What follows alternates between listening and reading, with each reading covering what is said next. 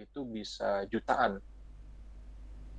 Sequence gen itu sangat banyak, dan kalau kita harus mengurutkannya sangat berpengaruh algoritma yang kita gunakan untuk mengurutkan itu. Nah, media penyimpanan atau ruang yang kemarin kita diskusikan di forum itu menggambarkan data yang terlibat dalam proses menjalankan algoritma. Di sini contohnya proses sorting. Jadi semakin banyak elemen yang terlibat, maka akan semakin lama. Nanti akan kita buat grafik hubungan antara jumlah elemen yang harus disorting dengan lama waktu eksekusi. Dan nanti kita tidak akan menghitung lama waktu eksekusi secara real, karena kemarin ada juga yang menyebutkan bahwa kemampuan compiler juga berbeda, kita menjalankan di CPU jenis yang mana itu juga akan membuat perbedaan. Kemudian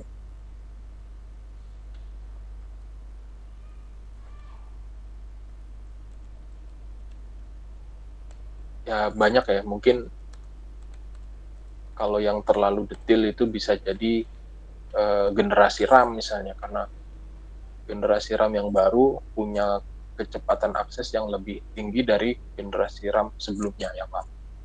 Itu juga berpengaruh. Jadi kita tidak akan melibatkan itu, kita hanya concern ke prosedurnya saja. Jika satu prosedur itu kita anggap butuh satu satuan waktu, apakah itu detik atau milidetik atau mikrodetik, kita abaikan sementara, maka untuk menjalankan dua prosedur dia butuh dua satuan waktu saja yang kita akan perhatikan.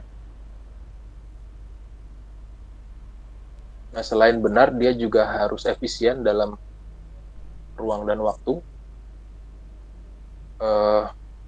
Nanti akan kita lihat beberapa contoh real.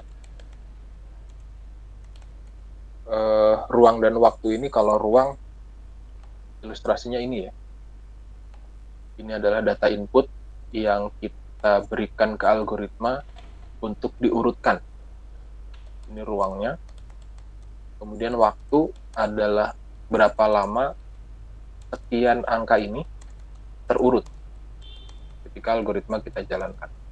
Nanti kita akan belajar beberapa varian algoritma hanya untuk sorting saja.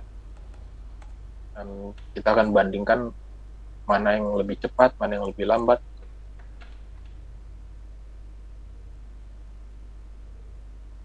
Kemudian efisiensi ditentukan dari jumlah input. Maksudnya adalah ketika inputnya 10 misalnya, berapa waktu eksekusi. Ketika inputnya 100 misalnya, berapa waktu eksekusi. Ketika inputnya 1000, berapa waktu eksekusi. Yang standar harapannya sebanding ya. Kalau bisa lebih kecil. Maksudnya sebanding, kalau N-nya 10, ya 10 satuan waktu. Kalau N-nya 100 satuan waktu. Kalau N-nya 55 misalnya, ya 55 satuan waktu. Jadi sebanding. Nah, sebanding itu nanti akan kita... Arya, punten ya. Pak. Ada lagi yang belum bisa join, Pak. Ada 3 orang, Pak.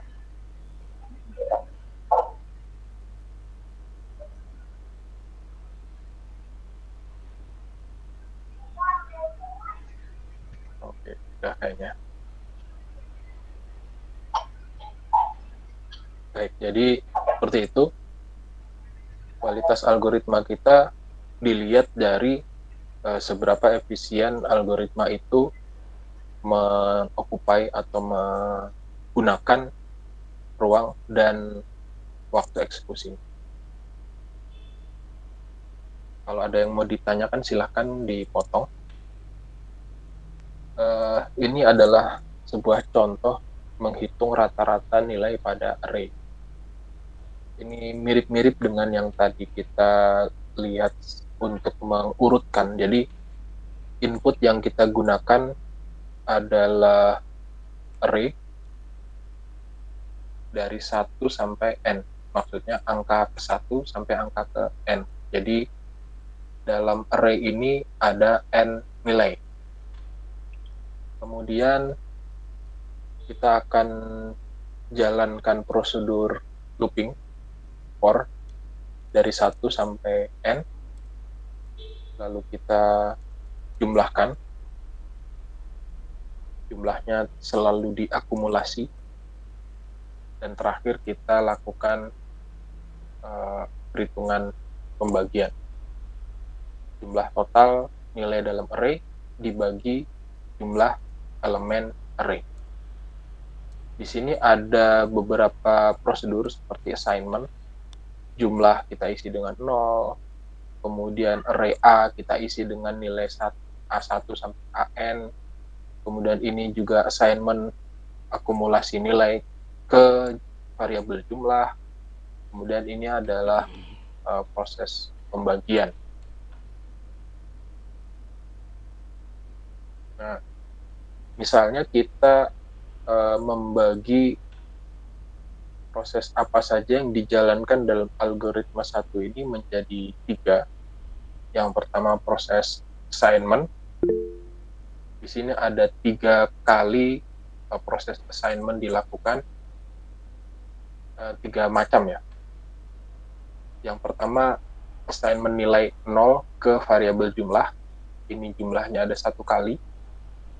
Kemudian assignment akumulasi nilai jumlah.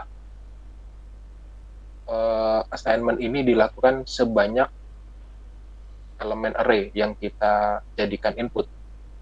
Kalau inputnya n, maka proses ini dijalankan sebanyak n. Dan ini adalah assignment hasil pembagian ke variabel rata-rata. Jika di total, misalnya ini berjalan 1 satuan waktu, ini n satuan waktu, ini 1 satuan waktu, maka total assignment membutuhkan 2 plus n.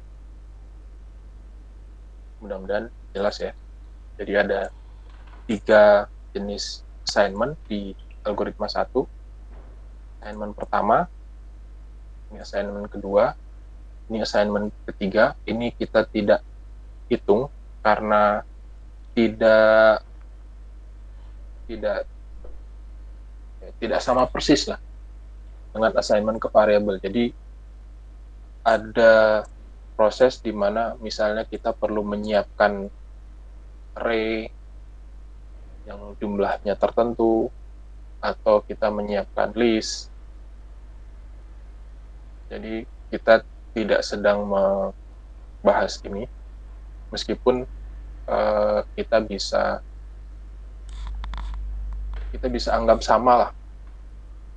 Dan kalaupun kita anggap sama, berarti ada 4 proses assignment, sehingga di sini jumlahnya menjadi 3 plus n.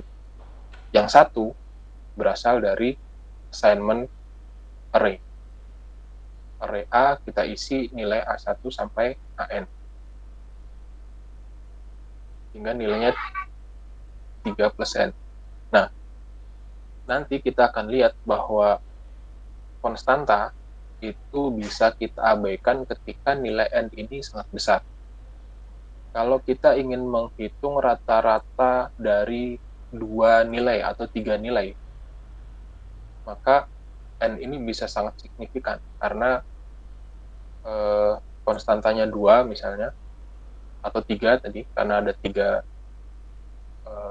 proses assignment tanpa loop, kemudian ada n assignment di dalam loop, dan n-nya ini 3, maka waktu eksekusinya adalah 6. Tapi kalau n-nya 100, maka waktu eksekusinya menjadi 103. 3 menjadi tidak signifikan. Kalau N-nya 1000, semakin tidak signifikan. Sehingga nanti akan kita lihat waktu eksekusi seperti ini, 2 plus N, itu akan disamakan menjadi N. Karena pada titik tertentu, konstanta ini jadi tidak signifikan lagi. Meskipun konstanta ini 100 atau 1000 ya, ketika N-nya 2 juta misalnya, 1000 ini jadi tidak signifikan. Jadi yang tetap dilihat adalah nilai N-nya saja. Kemudian ada penjumlahan juga di sini. Ini juga sebanyak N. Kemudian pembagian, ini hanya 1 kali. Sehingga totalnya nanti akan akumulasi dari 3 jenis operasi. Jadi assignment, kemudian penjumlahan, dan pembagian. Kalau kita jumlahkan nanti, ini ada 3 ditambah N, kemudian di sini ada N ditambah juga, kemudian ini tambah 1, berarti 3 tambah 1, 4, ditambah N berarti 4 tambah 2N. Nah, nanti ketika kita mengakumulasi jumlah waktu yang diperlukan sebagai 2N, maka 2N ketika N-nya 2 misalnya, itu menjadi signifikan konstantanya. Tapi kalau N-nya 2 juta, maka konstantanya jadi tidak signifikan lagi. Tentu 2 juta dengan dikali 2, jadi 4 juta, 2N ya. N di sini, sama N di sini kan N ditambah N jadi 2N. Kalau N-nya ada 1 juta, 1 juta elemen yang harus kita hitung rata-ratanya, maka kompleksitas waktunya menjadi 2 juta. Bandingkan dengan kalau kita hanya akan melakukan rata-rata dari 10 elemen array. Dia akan butuh kompleksitas waktu jadi 20N. 20N dibanding 2 juta, 20 dibanding 2 juta, 20-nya tidak signifikan. Nanti akan kita lihat notasi kompleksitas waktu untuk proses seperti ini akan menjadi N. Kita tidak lihat lagi berapa konstanta N, konstanta di depan N atau konstanta seperti ini. Yang kita lihat hanya N. Nah, nanti akan berbeda kalau ini ada lebih dari 1 nested loop. Di sini ada for, di sini lagi ada for, berarti ada faktor pengali. Kalau kita total ini jadi pangkat. Jadi kita tidak menambahkan N dengan N menjadi 2N, tapi bisa jadi N kali N atau N kuadrat. Nah, itu baru kita pertimbangkan. Karena signifikan. Kalau konstanta itu dianggap tidak signifikan, jadi disetarakan lah. Nah, jadi seperti ini konsepnya. Kompleksitas algoritma kita lihat dari waktu eksekusi semua proses yang ada di algoritma tersebut. Kita juga tidak menggunakan satuan waktu tertentu. Semua kita samakan dengan satuan waktu yang kita anggap sama lah, tidak tergantung pada jenis komputer, compiler, atau interpret. Berikutnya, kompleksitas algoritma. Jadi kompleksitas waktu diukur dari jumlah tahapan komputasi yang dibutuhkan. Tadi kita sudah lihat ilustrasinya. Kemudian kompleksitas ruang dilihat dari memori yang digunakan.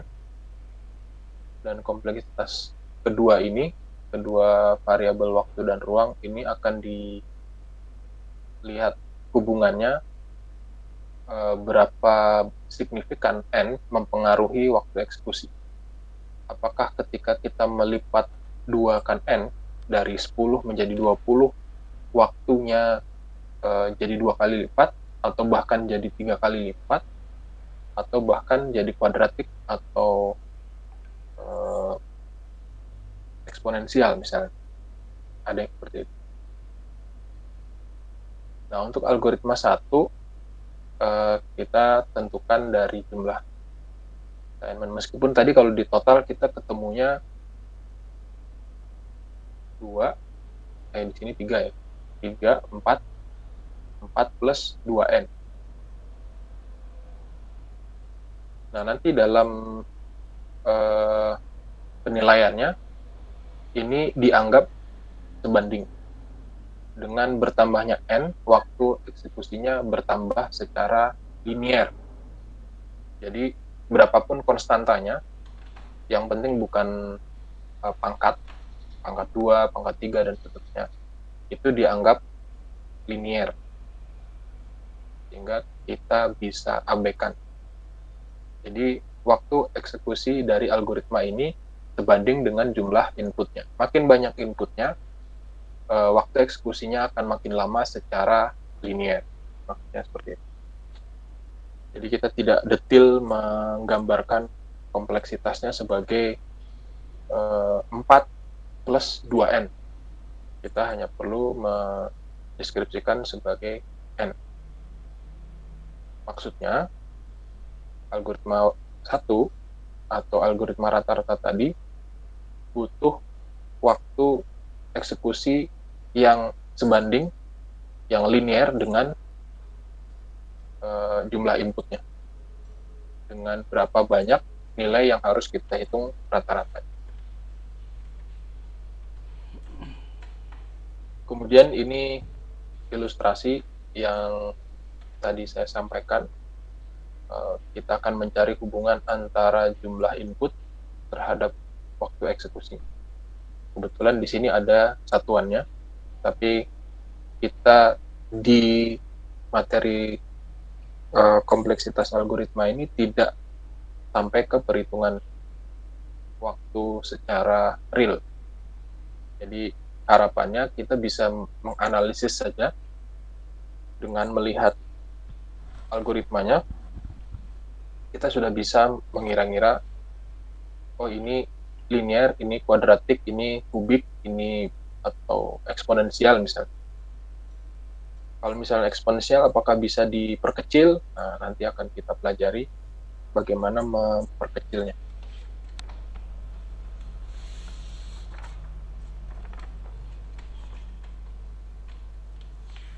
Nah,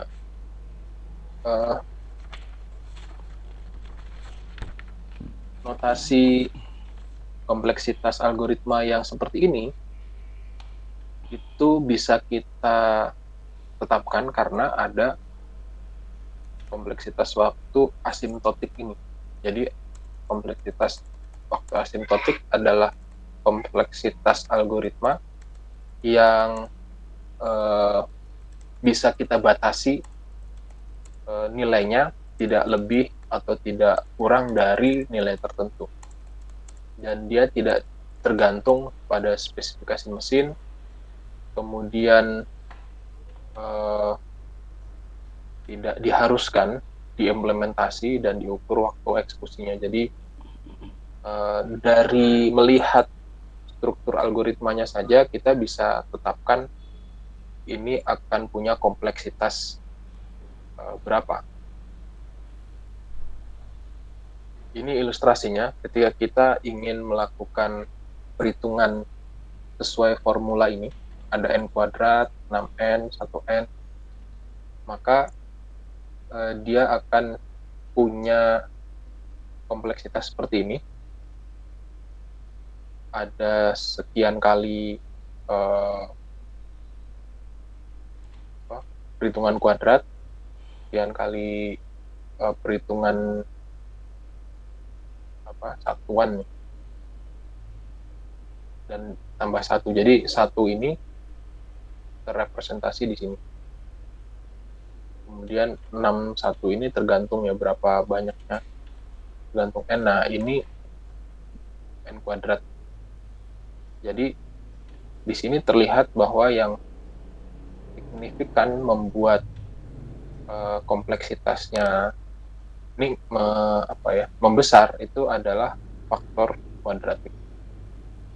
Nah, kalau kita hanya mengambil kuadratiknya saja, maka kita bisa lihat seperti ini. Ini kalau kita ambil semua, maka kompleksitasnya jadi seperti ini. Kalau 10, 261. Kalau 100, 2061.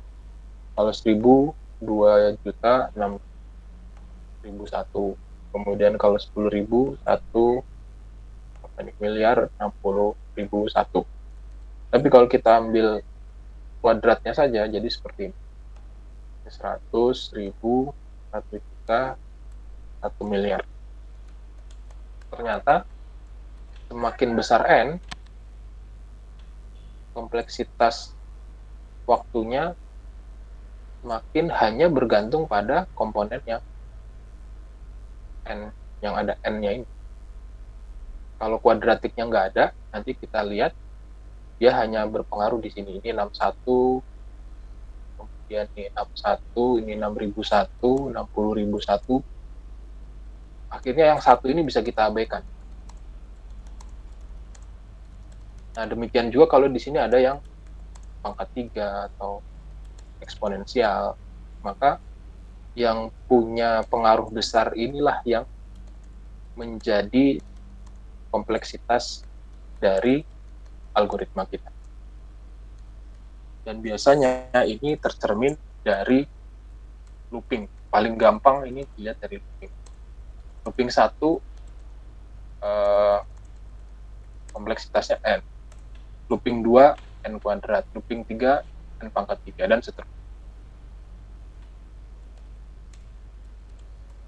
Nah, ini yang disebut sebagai waktu asimptotik. Kita nggak perlu hitung detail, tapi kira-kira dia akan punya tren seperti ini. Nah, kira-kiranya itu bisa kira-kira yang atas, kira-kira bawah, atau kira-kira tengah. Nah, ini ada contohnya. Jadi, kita punya sebuah algoritma yang kompleksitasnya itu tidak akan lebih dari C2 dan tidak akan lebih dari C1. Jadi sebenarnya algoritma kita punya kompleksitas yang detail itu di batasan ini. Tapi kalau kita ambil notasi seperti ini, maka dia tidak akan lebih kecil atau tidak akan lebih besar dari batas atas dan bawah ini. Nah, kalau kita bisa ketemu ini, maka kita nyatakan ini sebagai theta. Kompleksitas theta dari fungsi Gn, fungsi kompleksitas Gn, itu adalah sebuah fungsi Fn yang nilainya di antara ini. Jadi pada titik tertentu, kita bisa pastikan Fn tidak mungkin lebih besar dari yang ini, dan tidak mungkin lebih kecil dari yang ini. Kalau masih di sini, di bawah ini, sebelah kiri garis yang putus-putus, maka dia bisa fluktuatif. Contohnya di sini, Fn justru lebih kecil dari C1Gn. Sementara yang di sini, Fn justru lebih besar dari C2Gn. Tapi setelah lewat titik ini, Fn konsisten, berada di antara nilai C2Gn dan C1Gn. Kita nanti tidak perlu melakukan perhitungan ini, tapi kita akan lihat ini contohnya. Kita ambil yang faktor terbesar ya, n kuadrat. Nah, kita bisa bilang kompleksitas algoritma kita tidak mungkin lebih kecil dari ini. Karena yang sederhana kita abaikan kan. Jadi kita tidak mungkin lagi membuat algoritma yang kompleksitasnya lebih kecil dari ini. Ini adalah batas minimum. Jadi kalau misalnya kita punya 1 miliar data, maka waktu atau kompleksitas waktunya itu sebanding dengan 1 miliar data kita. Kalau punya data 10.000 ya. 10.000 data ini akan membuat algoritma kita punya kompleksitas 1 miliar. Tidak mungkin lebih kecil lagi. Maksudnya seperti itu. Jadi ada batas bawah, ada batas atas. Ini contoh yang batas bawah ya. Nah, di sini ada C1, C2 yang menjadi konstanta. Ini bisa kita analogikan dengan dua ini. Kalau kita kasih sebuah nilai sebagai faktor kali dari n kuadrat, misalnya 2n kuadrat ini jadi 200, 2000, 2 juta, 2 miliar. Kalau 3 menjadi 300, 3000, 3 juta, 3 miliar. Nah, itu batas atas, dan batas bawahnya kita bisa ubah nilai C1 dan C2 sehingga Fn ini, n kuadrat ini, bisa selalu lebih besar dari C1 Gn atau C2 Gn. Gn-nya sendiri kalau dalam kasus ini adalah Tn ini. Ini adalah Gn-nya. Dia punya batas bawah dan batas atas. Jika kita bisa menemukan ini, berarti kita bisa menyatakan kompleksitas waktu kita dari atau dengan menggunakan notasi theta.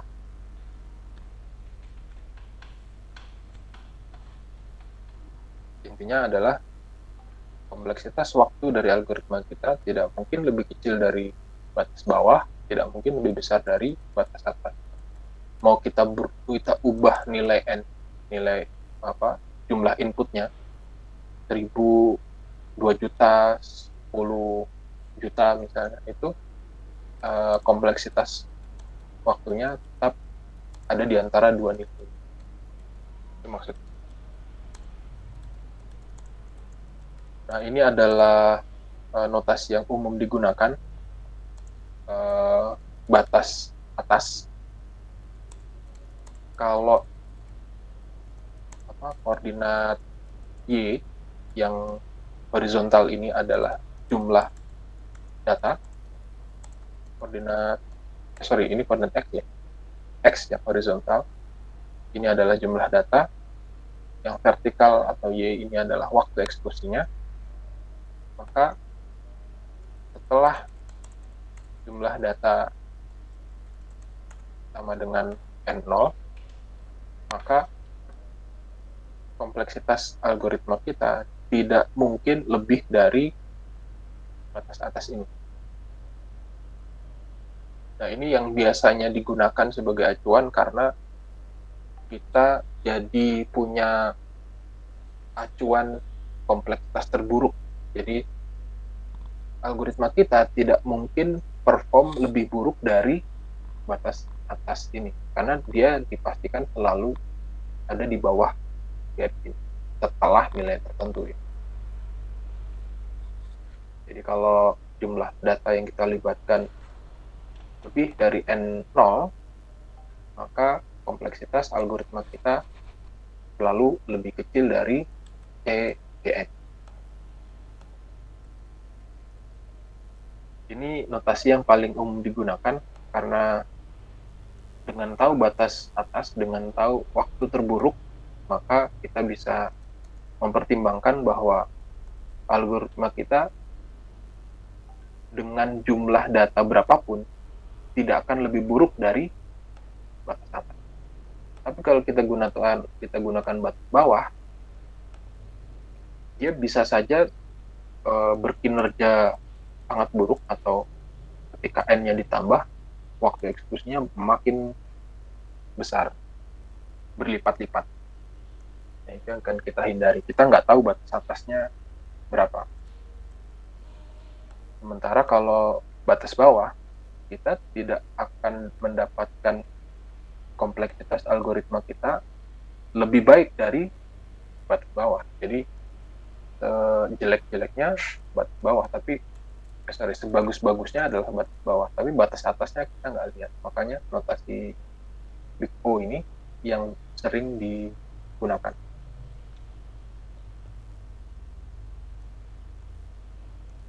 Sementara ini adalah notasi omega. Ini adalah notasi yang menggambarkan batas bawah. Sehingga bisa dibilang bahwa setelah jumlah inputnya lebih dari N0, algoritma kita tidak mungkin lagi lebih kecil atau lebih baik dari batas bawah ini. Dan ini yang paling jarang digunakan karena tidak punya batas atas. Ini yang disebut dengan fungsi asimptotik. Kita tidak perlu menghitung detil kompleksitas algoritma kita, tapi kita mempertimbangkan komponen yang signifikan saja sebagai kompleksitas dari algoritma kita.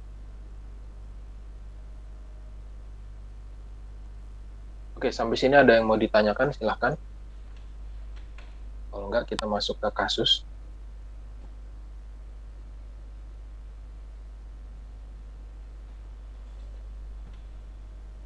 Nah, aku potong. Jadi ini adalah kasus pertama kita. Di sini sebenarnya ini di luar kemampuan Python ya. Dalam arti sebenarnya Python nggak perlu seperti ini, gitu. Tapi kita ingin melihat kompleksitas dengan cara membuat sebuah program yang bisa meniru proses secara detil, sehingga kita bisa dapatkan gambaran seberapa kompleks algoritma. Jadi algoritma ini akan membuat struktur list atau array yang nilai elemennya bisa berubah, ya nilainya, ya jumlah elemennya bisa berubah mengikuti jumlah input ini. Jadi di sini dimulai dari baris ke-24 ya. Jadi kalau tulisannya seperti ini, maka dia akan mulai dari sini. Nah, ini berisi pemanggilan fungsi main, sehingga dia balik lagi ke sini. Tapi kalau tidak ada definisi kelas, tidak ada definisi fungsi, dia akan dieksekusi dari baris pertama. Karena ini ada definisi kelas, ada definisi fungsi, maka kita mulai dari yang ini. Nah, di sini yang pertama dilakukan adalah dia akan menginisiasi sebuah objek yang kita beri variabel P, nama variabelnya P, dari objek PyList. Objek PyList sendiri ini. Ini harusnya ada argumen ya di sini. Nanti saya perbaiki deh. Jadi ini adalah inisiasinya. Mungkin kalau yang pernah pakai Java atau C++, ini adalah notasi menginisiasi sebuah objek. Objeknya kita beri nama P dari kelas PyList. Kemudian objek ini akan kita tambahkan isinya. Nah, pada saat dia diinisiasi, dia hanya berisi satu elemen, yang elemennya itu berisi nilai none. Jadi ada sebuah list yang isinya none. List ini akan berisi satu elemen sesuai dengan size. Size-nya kita input dari situ. Nah, kemudian di setiap looping ini, objek P itu kita ditambahkan lah. Kita tambahkan elemen baru. Tapi dia punya aturan seperti ini. Kalau jumlah elemen yang kita perlukan sama dengan jumlah elemen yang ada di dalam file list, ini berarti kita tidak bisa menambahkan elemen baru. Karena jumlah elemen yang bisa diisi itu sudah sama dengan jumlah elemen yang ada di dalam list kita. Sehingga di sini ketika kondisi ini terpenuhi, maka dia akan buat list baru, disebut sebagai variabel new lst.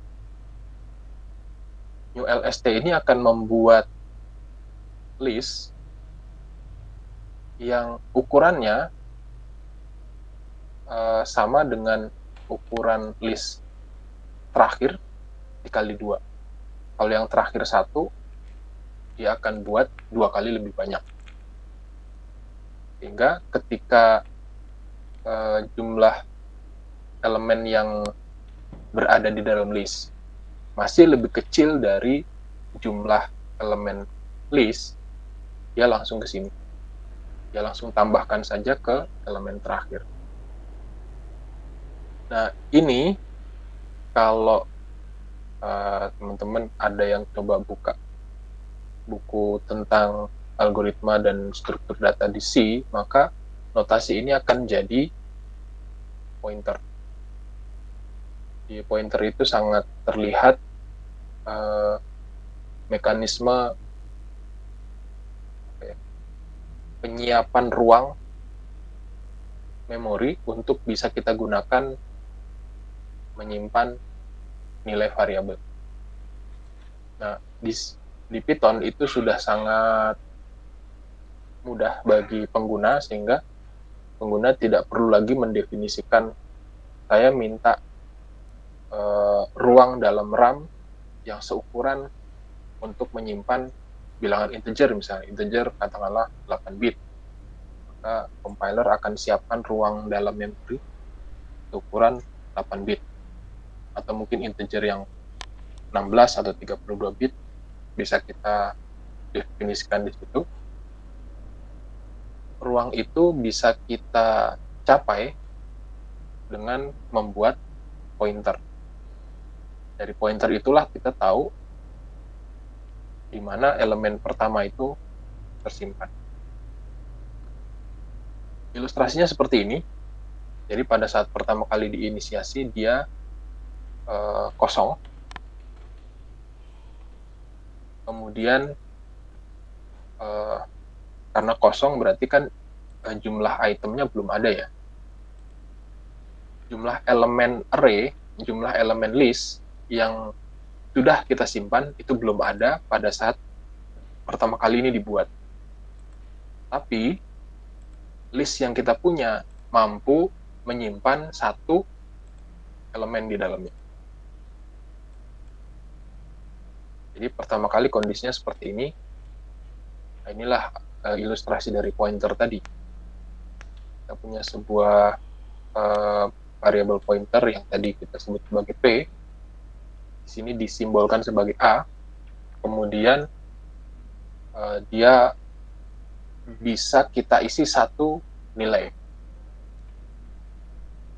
Di sini karena list dia bisa kita isi angka, dia bisa kita isi karakter, bisa kita isi string.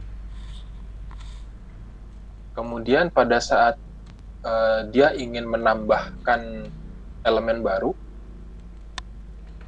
dia akan bandingkan sekarang jumlah itemnya kan 1 karena di sini sudah diisi. Kapasitasnya 1. Jadi kapasitas penyimpanan 1 yang sudah disimpan 1. Maka dia masuk dia masuk ke sini. Dia buat file list baru yang bisa menampung 2 kali lebih banyak dari kapasitas sebelumnya. Karena kapasitas sebelumnya 1, dia akan buat 2. Lalu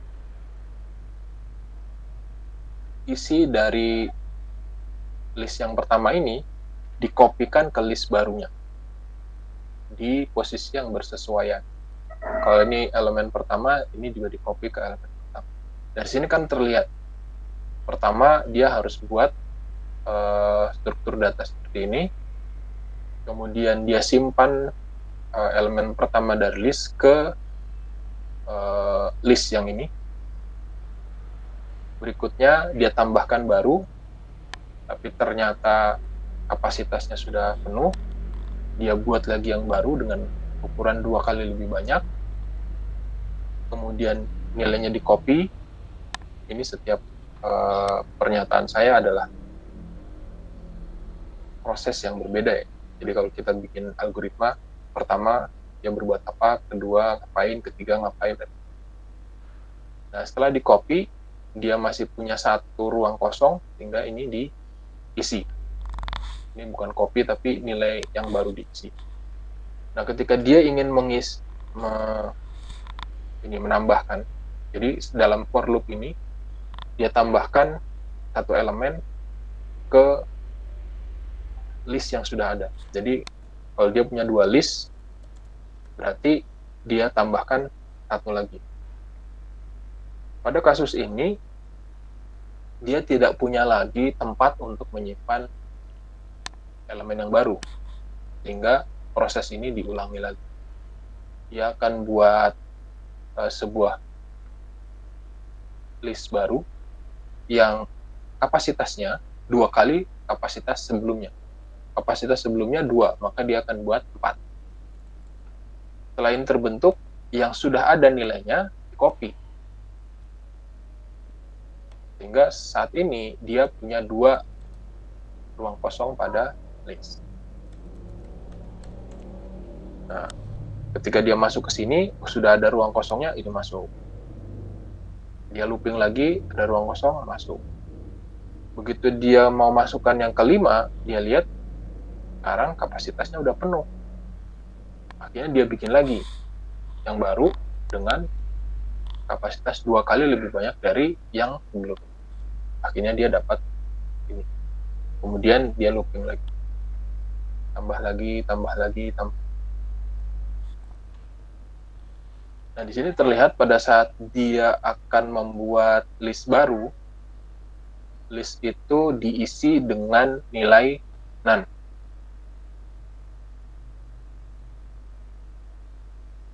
Sehingga pada saat dia copy, ini sebenarnya berisi none.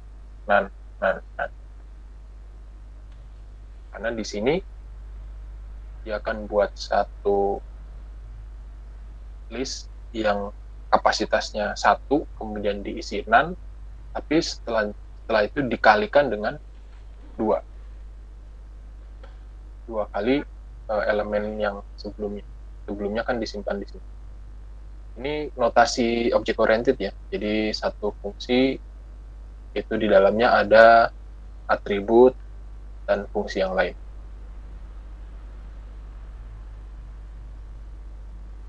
Begitu seterusnya sampai ini berhenti.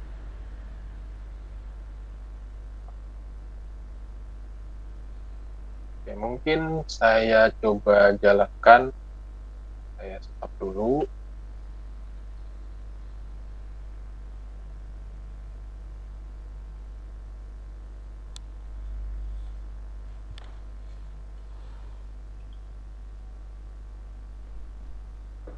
Ini udah saya buat di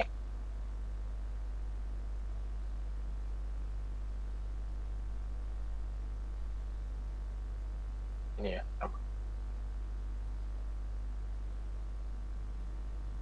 Kemudian kita jalankan dengan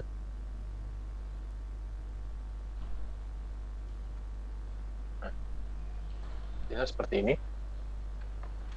Status terakhir akan terbentuk list yang berisi nilai-nilai ini. Jadi di sini ada 100, ini dari 0 sampai 99. Ini 0, 99. Tapi ada kelebihan elemen list yang berisi none. Jadi ada satu titik di mana kapasitas yang sudah disiapkan itu melebihi nilai yang harusnya ditampung. Sehingga di sini muncul none. Kemudian kalau ditanya item-itemnya berarti elemen-elemennya. Kalau ditanya jumlah item berarti ini. Jumlah item adalah nilai yang sudah disimpan. Jadi yang none ini dianggap bukan nilai atau ruang kosong dalam array. Tapi ini hanya bisa dibuat kalau ada isinya. Karena kalau array atau list kosong itu ya dia hanya bisa menyimpan satu.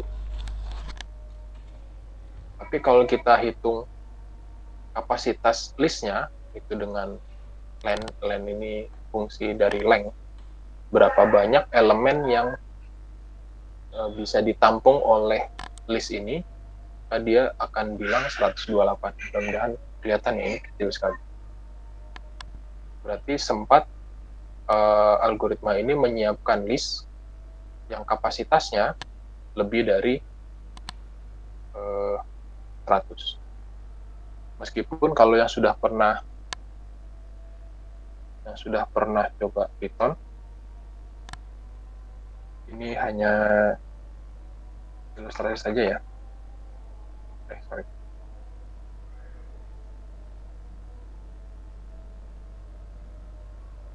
Ketika kita assign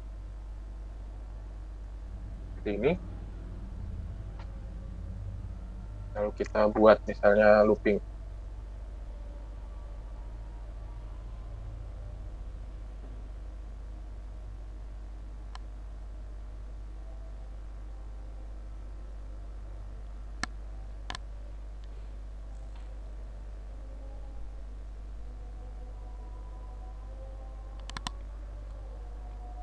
Nah, jadinya seperti ini.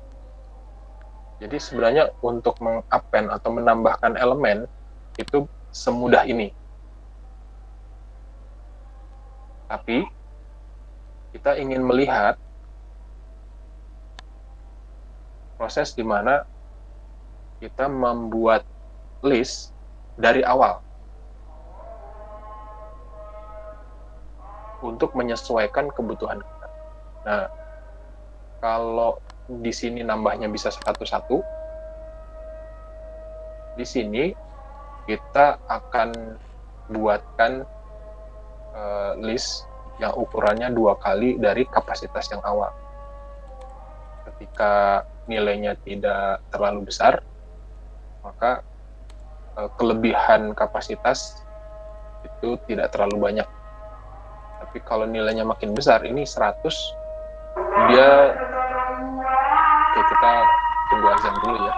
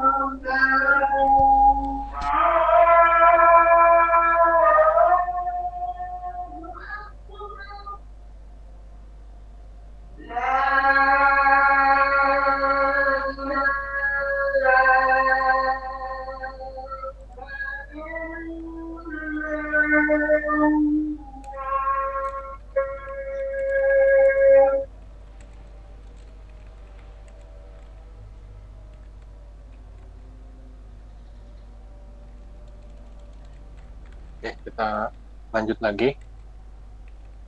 Jadi seperti ini realnya. Kalau kita gunakan fungsi append yang sudah terdefinisi di sebuah objek list dalam Python, maka dia akan bisa melakukan ini tanpa perlu membuat list baru. Kalau di sini kan dia akan buat list baru kalau kapasitasnya sudah nggak nampung. Tapi kalau di fungsi append yang memang sudah disediakan di Python, itu dia akan otomatis menambahkan elemen suka kita lah. Ini ada, katakanlah saya mau nambahin karakter. Di sini kan kita panggil append. Ini juga sama append, tapi append di sini adalah fungsi yang terdefinisi di objek list. Di sini adalah append yang terdefinisi di objek file list. Ini. Nah, kalau kita lihat, dia bisa serta-merta menambahkan. Jadi kita tidak kelebihan ruang list seperti yang terjadi di sini. Hanya memang kita jadi tidak bisa melihat proses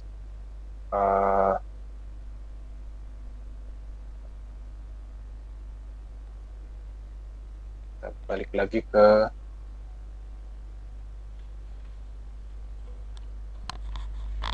kita tidak bisa melihat proses ini. Nah, dari proses inilah kita bisa melihat kompleksitas algoritma kita seperti apa.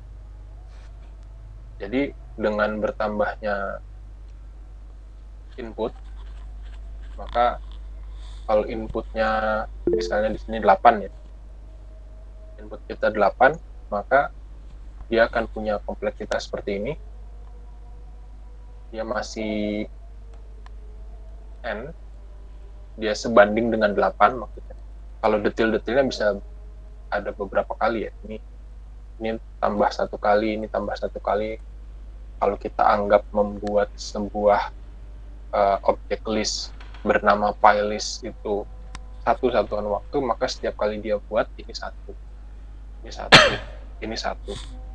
Kemudian dia akan copy nilai yang sebelumnya di list awal ke list yang baru. Jadi semakin banyak, kalau 8 berarti dia akan copy 4. Kalau 4 dia akan copy 2. Seperti ini. Kalau dia punya ruang 4, berarti dia akan copy 2 kali. Kemudian dia insert yang baru. Ketika ini udah penuh, dia akan buat 2 kali lebih banyak, tapi 4 elemen pertama atau yang ini dipindah ke sini. Nah, ini akan semakin banyak ketika jumlah ini juga makin banyak. Kalau dia mau input yang ke-9, ini udah kosong, berarti dia akan buat 16. Kemudian 8 yang udah ada di sini, di-copy ke sini. Ke list yang baru lah. Nah, kalau yang sudah pernah menggunakan C atau C++, itu kita tinggal buat pointer baru, lalu output dari masih ada kan ya? Sorry, terputus.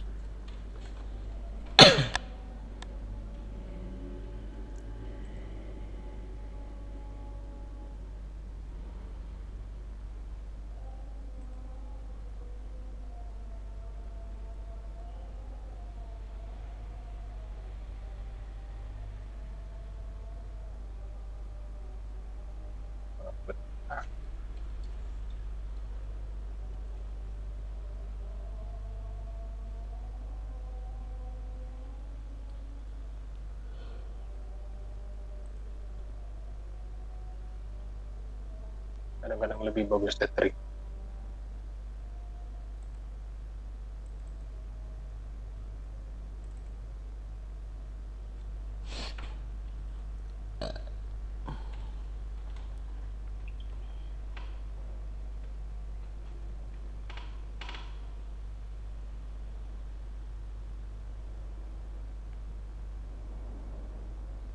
Ya. Jadi seperti itu. Mudah-mudahan tadi masih ingat gambarnya. Kalau di C++ atau C itu kita tinggal buat variabel pointer yang baru, lalu kita tempel saja, karena ini kan di setiap ujung ini ada rujukan kemana ya. Nanti kita tinggal buat satu variabel pointer baru, nanti ini merujuk ke sini. Satu aja. Sesuai kebutuhan kita. Nanti kalau ini udah penuh, kita buat satu lagi, karena kita butuh satu, kita tambahkan satu, kemudian ini merujuk ke sini. Karena pada saat kita minta compiler tolong disiapkan satu ruang untuk variabel integer bernilai atau berukuran 32 bit misalnya, maka dia akan cari ruang RAM yang masih kosong seukuran 32 bit, lalu di situ di-assign. Ini adalah variabel pointer yang bernama apa gitu.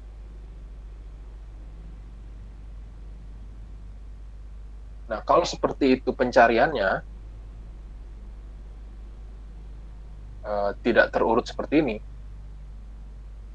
Posisinya kalau yang ini kebetulan terurut ya, 0, 1, 2, 3. Ketika kita mencari, saya mau lihat variabel ke-5 misalnya.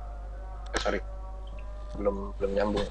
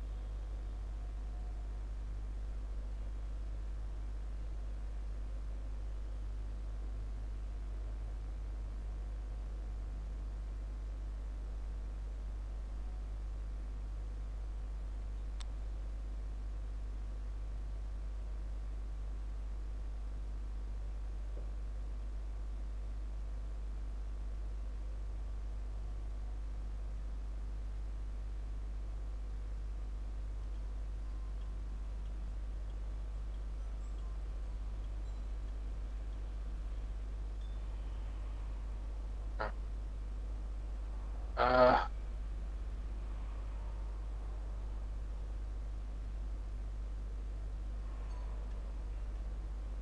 okay. Jadi kalau yang sudah pernah coba dengan C atau C++, itu kita tinggal tambahkan pointer, variabel pointer baru, nanti ini akan nyambung ke sini. Berikutnya dia akan nyambung ke sini. Tapi posisi 0, posisi 1 itu tidak berurutan karena dia menempati ruang-ruang kosong di dalam RAM. Dan ruang kosong di dalam RAM bisa saja tersebar, tidak nempel seperti itu. Itu akan jadi masalah kalau kita melakukan operasi searching. Kita tidak bisa serta-merta menuju ke elemen ke-5 misalnya. Saya mau lihat si elemen ke-5 itu berapa sih? Dia langsung 5 karena di sini udah terindeks. Tapi kalau di pointer, dia harus berjalan dari yang awal. Di sini, terus dia lihat ke sini, oh ini elemen pertama. Elemen keduanya di lokasi mana? Oh, lokasi kesekian gitu. Mungkin bisa lompat bolak-balik. Tergantung kondisi RAM kita kosongnya di mana ya. Dia pindah ke sini, pindah lagi ke sini, oh sudah sampai 5 out. Itu sekuensial. Kalau yang kita cari di depan, berarti dia akan segera ditemukan. Satu kali pencarian, selesai. Tapi kalau yang kita cari ternyata ada di belakang, maka dia akan butuh waktu sebanyak elemen keberapa yang mau kita cari. Kalau elemen ke-10, dia butuh 10 kali lompat-lompat. Nah, itu akan berbeda dengan list atau array yang kita buat di Python, karena sudah terurut. Nah, seperti itu ilustrasinya ketika kita menggunakan menggunakan bahasa pemrograman yang berbeda. Sampai di sini ada yang mau bertanya, silahkan.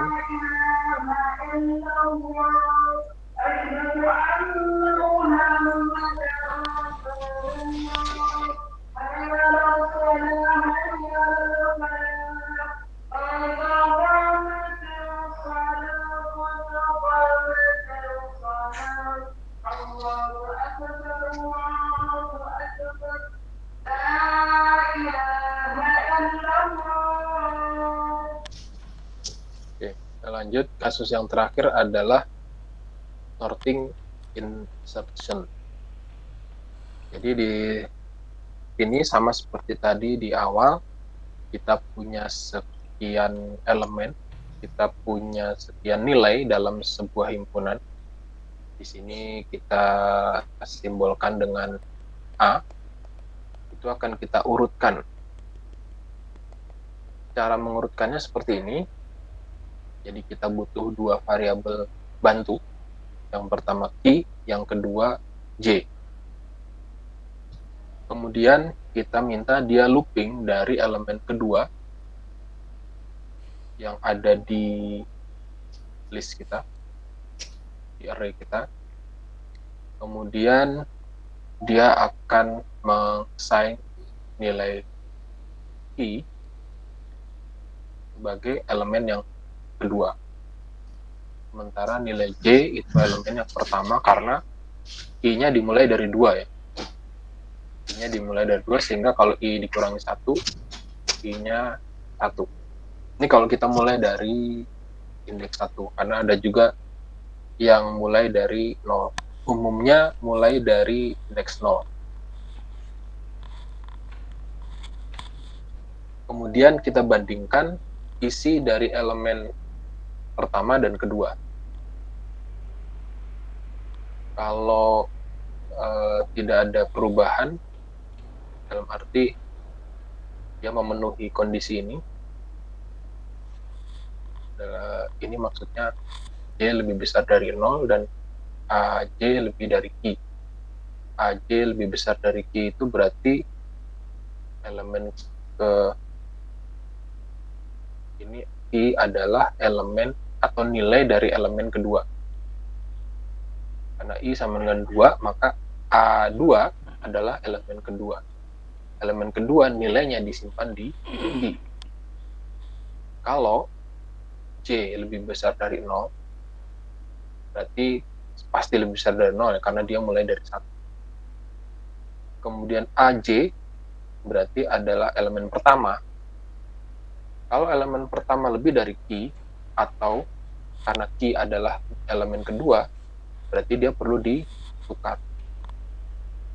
Tapi kalau enggak, ya tetap aja Q-nya akan pindah ke elemen berikutnya.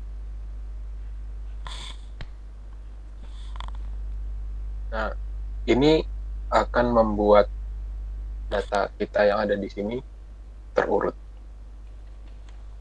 Dia akan looping, meskipun ini dimulai dari 2 ya, tapi tadi kita sudah lihat bahwa konstanta itu tidak berpengaruh ketika nilai inputnya sangat besar. Jadi kita bisa anggap for ini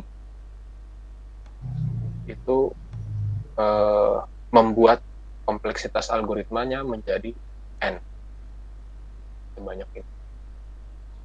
Oke, ini mungkin akan sangat abstrak, jadi saya coba tunjukkan realnya.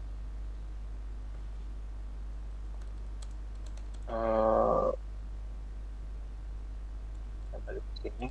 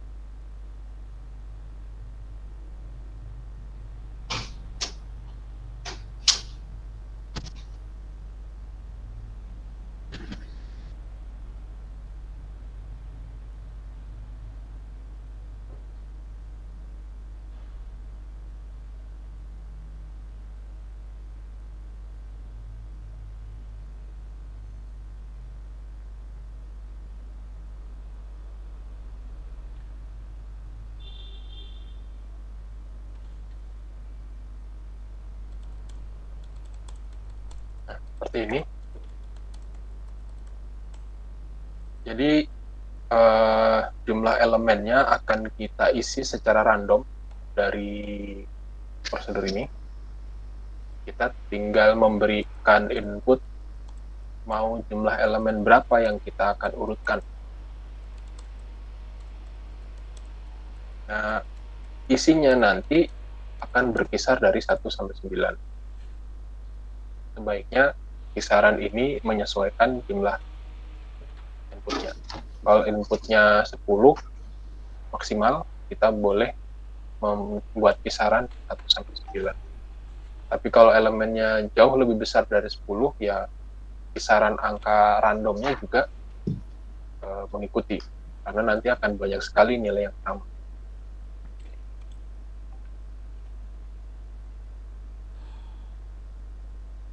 Eksekusinya seperti ini.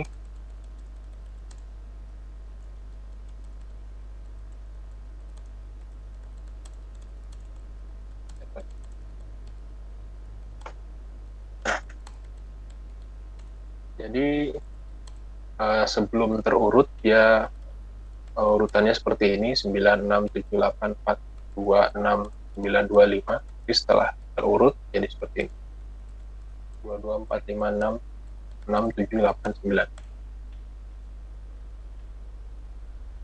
Nah kalau ini dijalankan seperti ini, jadi mengurutkannya ada di sini, pekerjaan mengurutkannya ada di sini. Kalau di sini kan hanya untuk menampilkan saja. Pekerjaan menampilkan karena dia perlu mengakses elemen per elemen list, maka dia kita looping elemen pertama, kedua, ketiga sesuai indeksnya. Jadi sesuatu yang bisa atau struktur data yang bisa diindeks seperti ini, pencariannya bisa lebih cepat. Kita bisa langsung menuju ke lokasi yang kita inginkan, lokasi pertama, kedua, ketiga, karena sudah terindeks. Nanti kalau yang menggunakan pointer DC itu tidak terindeks, sehingga kita harus mulai dari awal. Dan ini posisinya dari sini. Ini adalah proses untuk mengurutkan ya, Profesor Hadid.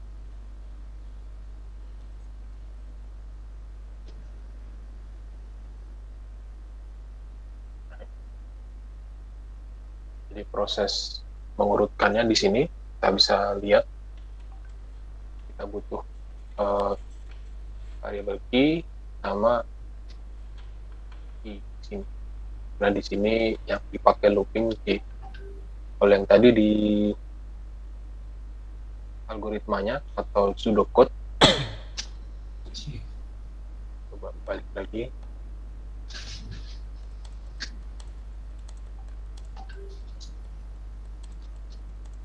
Di pseudocode di looping dari key sehingga ini C. Sementara yang di source code tadi ini C sehingga yang ini I.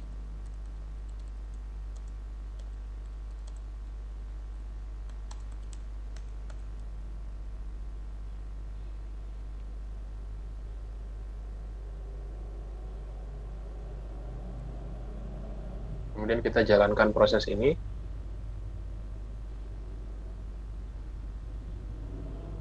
Apakah ini sesuai atau terpenuhi? Kalau dia terpenuhi, dia akan jalankan proses ini. Kalau tidak terpenuhi, dia akan jalankan proses ini. Tapi ini tidak menjadi sebuah keyakinan ya. Bukan sebuah kewajiban. Kita harus membuat seperti ini, enggak. Karena kita bisa lakukan analisis dari pseudocode. Pseudocode itu kode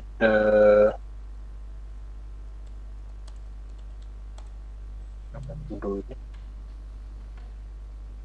kayak meta gitu. Nah, ini kan hanya menggambarkan prosedur saja apa yang harus dilakukan. Nah, kita bisa hitung atau kita bisa tentukan kompleksitas algoritma ini dari algoritma atau dari prosedur ini. Nah, Ini sekilas dia punya 2 loop, meskipun ini kalau kebetulan didapati dia tidak memenuhi, jadi loop while ini tidak terpenuhi, dia bisa langsung ke sini. Tapi kalau loop while ini terpenuhi semua, maka dia akan looping sebanyak ini. Nah, ini kan ada proses perubahan nilai key di sini, sehingga dia akan looping maksimal di sini kalau ini terpenuhi. Tapi kalau ini tidak terpenuhi, dia langsung hilang.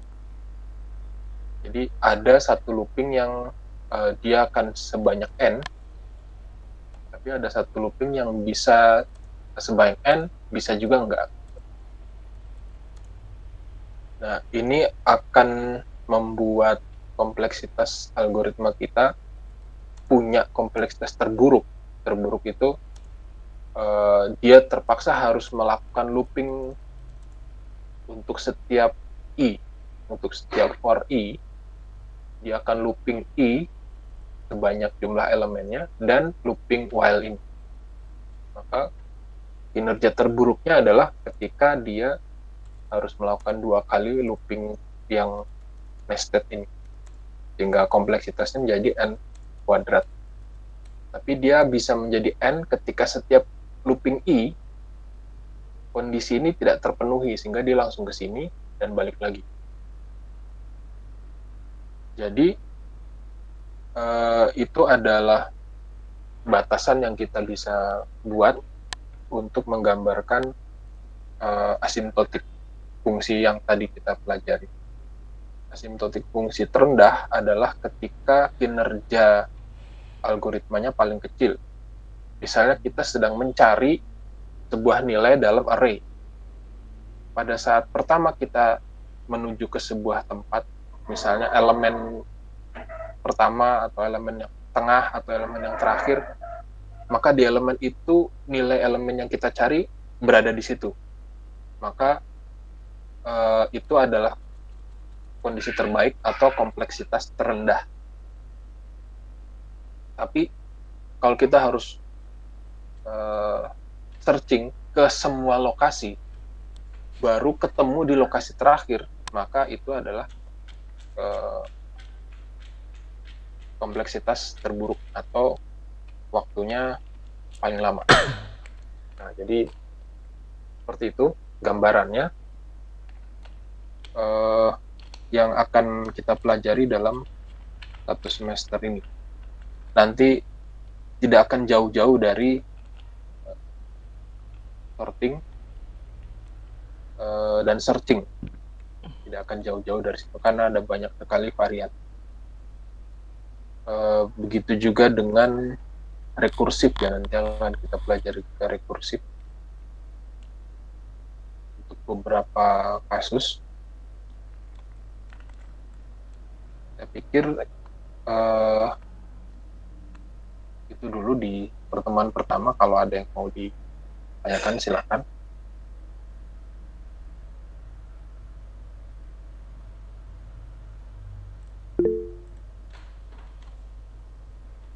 Assalamualaikum Pak, mohon maaf izin bertanya. Waalaikumsalam. Ya, silakan. Untuk program yang kita pakai ini Python ya Pak, untuk implementasinya atau gimana Pak? Terima kasih. Ya, jadi tadi sudah saya sampaikan, Python adalah alat bantu yang tidak wajib digunakan di mata kuliah ini. Python digunakan untuk memberikan gambaran bagaimana algoritma dalam bentuk pseudocode ini itu terimplementasi. Karena memang tidak mudah bagi kita untuk melihat seperti apa sih jalannya gitu. Kadang-kadang muncul keingintahuan bagaimana algoritma ini diimplementasi. Tapi sebenarnya yang dibutuhkan dari mata kuliah ini adalah kita bisa menganalisis kompleksitas algoritma meskipun hanya dalam bentuk pseudocode, dalam bentuk mungkin bisa dibilang sebagai flowchart lah. Kalau namanya chart kan ada bentuknya, tapi ini flow proses gitu.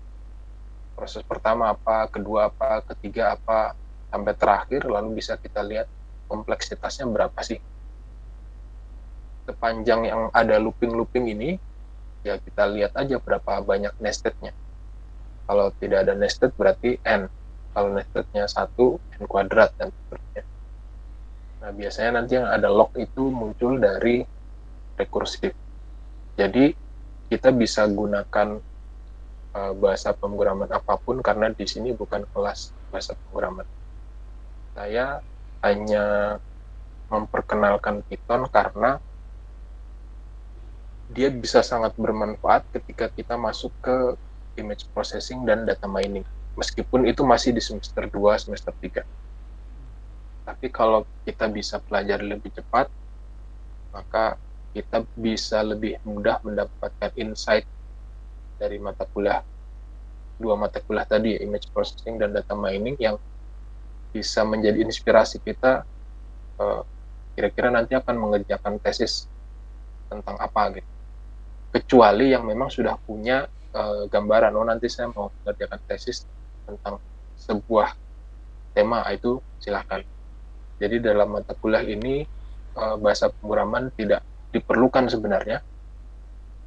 Jadi boleh menggunakan bahasa pemrograman apapun. Ya, terima kasih Pak. Ya. Ada lagi yang lain?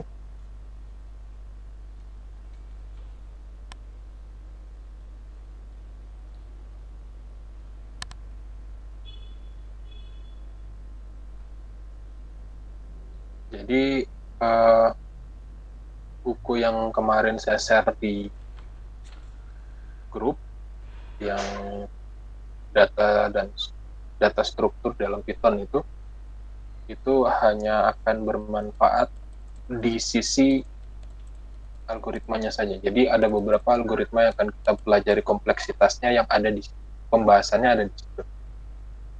Nah, kalau ada yang tertarik gimana sih mengimplementasikan algoritma ini, bisa dengan Python yang ada di buku yang kemarin saya share.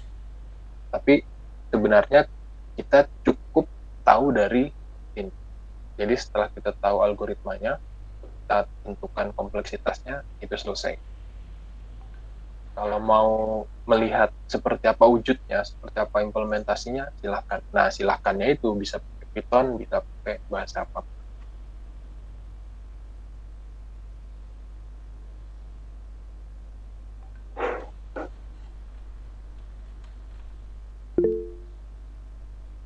Sampai di sini ada lagi pertanyaan? Ya, silakan.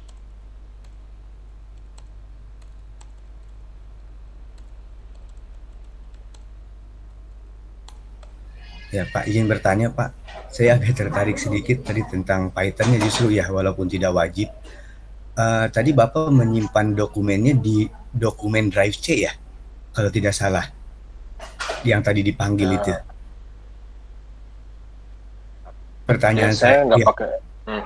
pertanyaan saya memang harus di Drive C itu ya disimpannya, atau memang Enggak bisa juga. di Drive D juga? Oh enggak juga. Oke. Di mana aja. Yang penting bisa di. Ya baik Pak, terima kasih. Ya.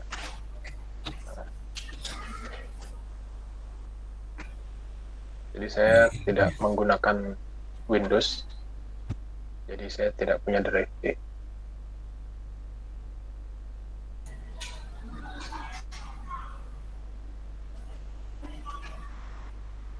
Oke, baik Pak, terima kasih.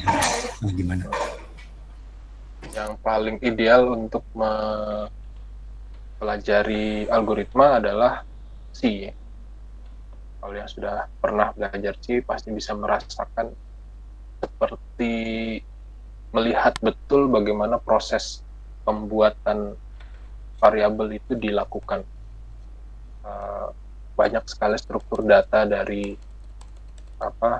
array, list, linked list, kemudian list yang queue, kemudian stack, macam-macam itu kelihatan benar. Jadi kita harus kalau stack itu kan datang duluan pulang belakangan kan, tapi kalau queue berarti datang duluan pulang duluan gitu. Nah itu kita nentukan arah pointernya itu harus sangat berhati-hati lah gitu.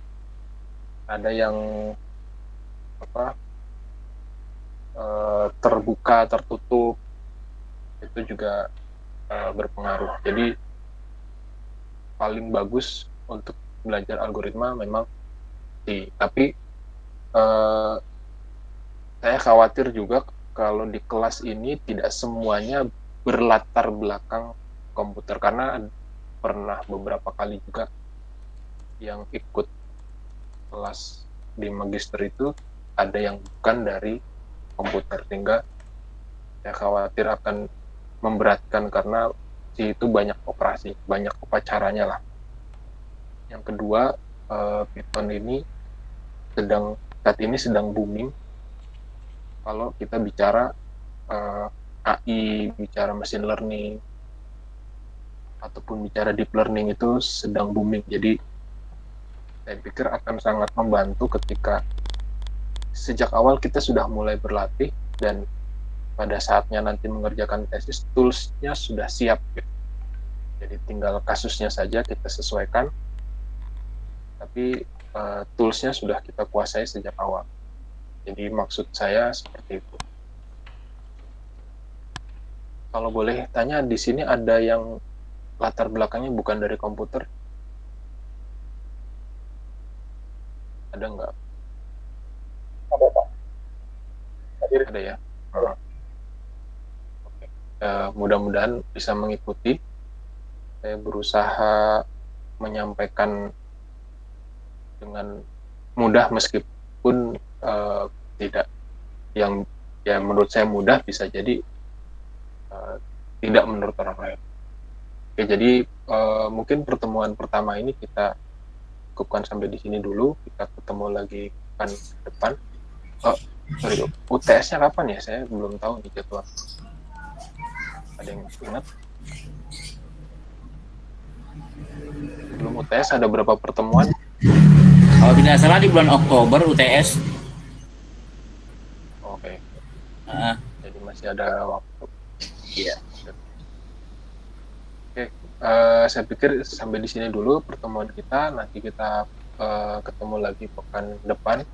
Mungkin akan banyak latihan di situ. Saya akhiri sampai di sini. Assalamualaikum warahmatullahi wabarakatuh. Waalaikumsalam. Waalaikumsalam warahmatullahi wabarakatuh. Terima kasih Pak Rian. Sama-sama.